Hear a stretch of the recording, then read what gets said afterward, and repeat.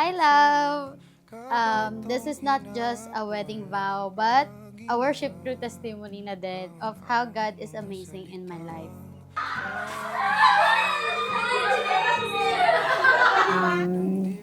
Sa akin lang, put God first, no? And let God in the middle of your relationship. Patuloy ka mag-serve kay Lord. Ano ba yun? Hindi pa lang ako naiyak. Sorry. Love you. Oo ba yan? Sorry. Love you, babe. Love you. So, takot talaga ako sa parents ko, especially sa tatay ko. So, we try our best na sumunod sa kanila. So, high school, bawal mag-boyfriend. So, understandable, right? College ako, nag-asa ko kay Itay kung pwede na mag-boyfriend. Siyempre, hindi maiwasan na may manliligaw. Gandara lang.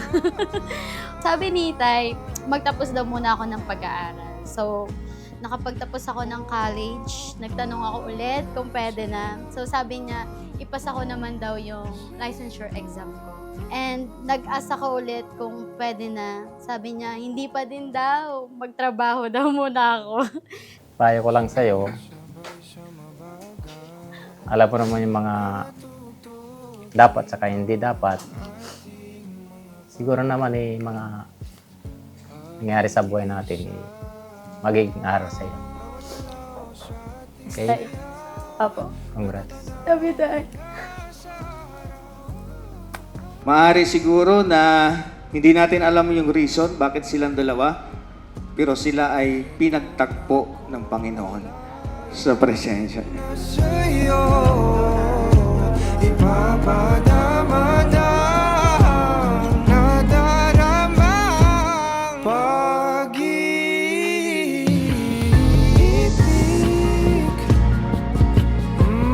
na para sa'yo lamang, walang iba, walang iba. Truly na ang kasal ay authored ng Panginoon. Di po ba? God designed marriage para pagpalain ang magkupol na ito. No?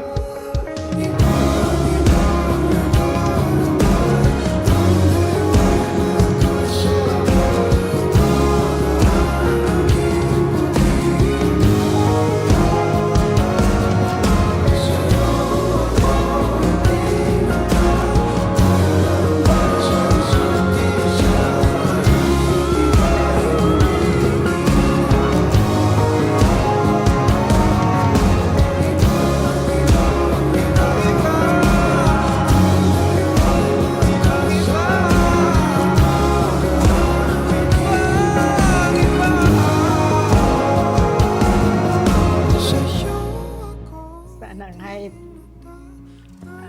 wala na siya sa amin. maalala pa rin kami niya. Saka sana magsama sila ni Timon na huwag sila away ng away.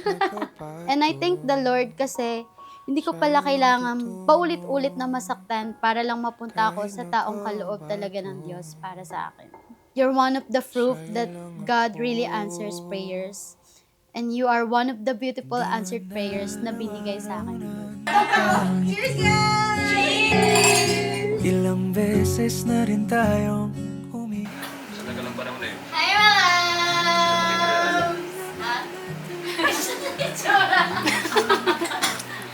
away bati natin di na namamalayan. So, I vow to be with you doing God's will, doing mission together, kung saan man tayo dalhin ni Lord. Natatandaan ko pa noon, pinaplano lang to natin dati. Ngayon, nasa harap na tayo, nagsasabi ng vow natin sa isa't isa, sa harap ng Panginoon at sa harap ng mga tao. Thank you.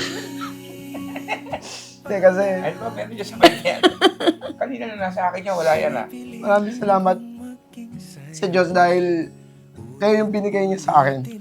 Huwag kayong mag-alala, linggo-linggo, lagi ako na sa inyo. Love you. Hindi naman kailangan ng linggo-linggo eh. Kahit yung sahod lang. Ayos. I commit myself na pikit matang sasamahan at bibilin yung mga sapatos mong gusto.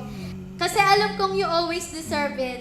Masipag kang magtrabaho, masipag ka din mag-OT. Gusto kong sabihin sa iyo na ikaw ang pinakamagandang desisyon sa buhay ko. Hindi ako nagsisisi doon. I also plan to be a lovely Mrs. sa umaga and sexy wife sa gabi. Kasi yun ang lagi mong gusto, di ba? Malaki puwet, malaki, maputi, malaki ano. So, magpapasexy na lang ako, my loves, kesa hanapin mo sa iba. Establish your family through God's guidelines and principles. Yun lang. Pa rin sa yakap mo hanggang sa huli. Palagi pipiliin kong maging sa'yo. Ulit-ulitin man, nais kong malaman mong iyo ako.